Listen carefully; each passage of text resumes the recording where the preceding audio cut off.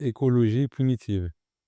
Après l'échec de la ZFE et les contestations autour des pistes cyclables, l'écologie peut-elle réellement convaincre dans les territoires populaires? Ça dépend de ce qu'on entend par écologie. Ça dépend ce qu'on entend par écologie. Moi, je suis adhérent à Europe Écologie Les Verts. J'ai pas adhéré parce qu'on parlait des forêts, et cetera. J'ai adhéré parce qu'à un moment, quand vous avez des passoires énergétiques dans un logement HLM, c'est de l'écologie. Ça veut dire que ça augmente la facture des personnes, la facture énergétique. Et on a vu après le Covid ce que ça représentait, hein, le coût de l'énergie aujourd'hui dans ce pays. Aujourd'hui, le problème, c'est qu'il y a beaucoup d'habitants, et j'en fais partie. On a l'impression qu'on nous impose certaines mesures en nous disant c'est sous prétexte écologique, que ce soit sur piétonniser l'espace public, le centre-ville, fermer des zones de circulation, ou même tout simplement la zone FE, comme on disait, pour les gens, ça leur est tombé dessus qu'on décide aujourd'hui de dire qu'à partir de telle date, tel véhicule ne pourra plus rouler à tel endroit, mais il n'y a pas eu pour moi et pour beaucoup cette explication en amont.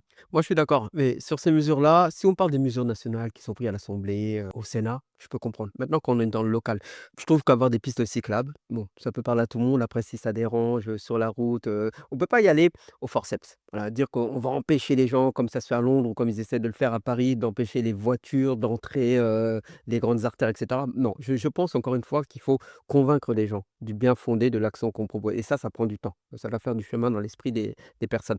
Je vais prendre un autre exemple qui, moi, me tient à cœur. Étant originaire d'un pays qui est presque sahélien, c'est l'eau. L'eau ne peut pas être considérée comme un bien marchand comme un autre. Est-ce que ça, c'est aller au forceps et que d'expliquer aux entreprises privées qu'on ne peut pas vendre de l'eau à un prix exorbitant aux populations, que la gestion et le traitement de l'eau ne peut pas être confié à des établissements privés? Il y a que la politique qui compte.